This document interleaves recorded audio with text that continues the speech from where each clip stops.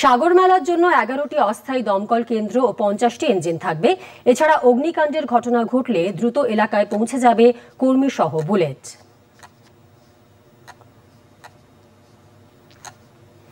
এই বুলেটে অগ্নি নির্বাপক ব্যবস্থা থাকবে। এজন্য সাগর মেলা মাঠ, কচুবেড়িয়া লট নম্বর 8 নামখানা পয়েন্ট জনস্বাস্থ্য কারিগরি দপ্তরের পাইপলাইন থেকে জল নেবে দমকল। এর জন্য প্রায় 300টি অতিরিক্ত পয়েন্ট করা হয়েছে। আজ সাগর মেলার পরিকাঠামো ঘুরে দেখেন দমকল মন্ত্রী সুজিত বসু, দমকলের সহকারী সচিব মনোজ আগরওয়াল, ডিজি রণবীর কুমার। এদিন কচুবেড়িয়ার সবকটি জেটি জলাধার ঘুরে দেখেন মন্ত্রী।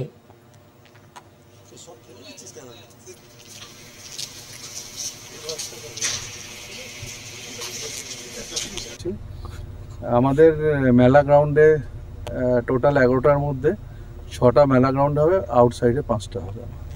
টোটাল 11খানা টেম্পোরারি ফায়ার স্টেশন হবে। এছাড়া হাইড্রেন পয়েন্ট প্রচুর আমরা করছি, যেখান থেকে জলের সমস্যা যাতে না হয়। আর যা যা অ্যারেঞ্জমেন্ট থাকার কথা আমাদের সব রকমই অ্যারেঞ্জমেন্ট দমকলের পক্ষ থেকে থাকছে। টোটাল কতগুলো ইঞ্জিন থাকছে?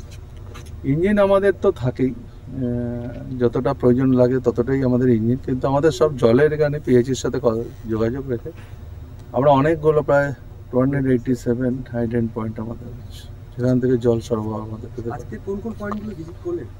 এই সবে আমরা এখন আমরা নেমেছি কচুবেড়িয়া নেমে আমাদের একটা বড় পিএইচির সঙ্গে একটা রিজার্ভার আমাদের আছে, যেখানে 1,37,000 ক্যাপাসিটি।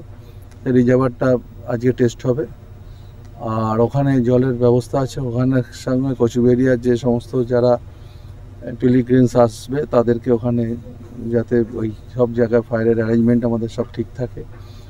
আর যে এখন জেটিগুলো পরিদর্শন করছে, এখানে মেন যে 1 নম্বর জেটি ছাড়াও 4টে জেটি দিয়ে যেটা জনসাধারণের জন্য করা হয়, আর একটা মালবাহী সামান আসবার জন্য সমস্ত কিছু করা হয়।